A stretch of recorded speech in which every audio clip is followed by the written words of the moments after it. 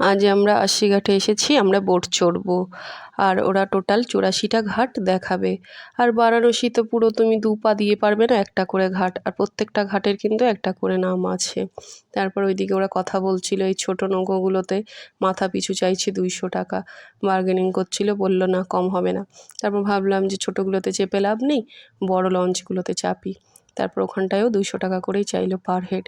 তারপরে যাই হোক বার্গেনিং করে আমরা তো ছিলাম হচ্ছে গিয়ে 6 জনা, 1200 টাকা হয়, তো আমরা 1000 টাকায় বলাতে রাজি হয়ে গেলাম। তারপরে দেখো আমরা উঠে গেছি, আর আমরা উঠে দেখলাম অলরেডি প্রায় ভরে গেছে আর কয়েকটা সিটই বাকি আছে। আর ওই দেখো তখন ওখানে আশি ঘাটে লাইট জ্বলে গেছে, কিন্তু এখনও দেরি আছে মানে সন্ধ্যা আরতি হতে।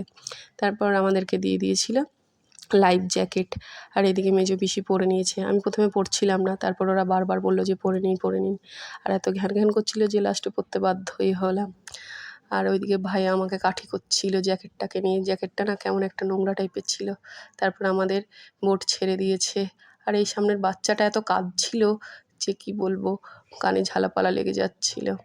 আর এই যে এই ঘাটটা দেখতে পাচ্ছ, এটা হচ্ছে দশাশ্বমেধ ঘাট।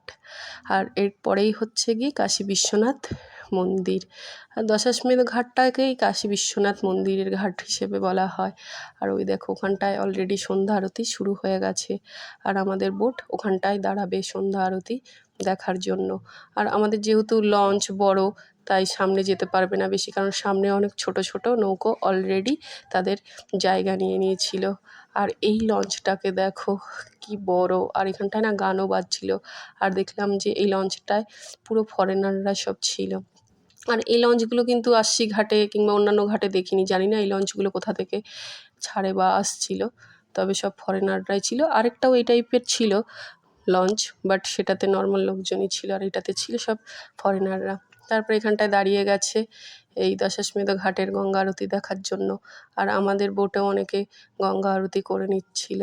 আর যেহেতু সামনে অনেক ছোট ছোট নৌকো ছিল, তাই আমাদের দূরেই দাঁড় করিয়েছে, কারণ সামনে প্রচুর ছোট ছোট নৌকো ছিল। আর চারিদিকে এত নৌকো এত বোট ছিল না, দেখতে দারুণ লাগছিল।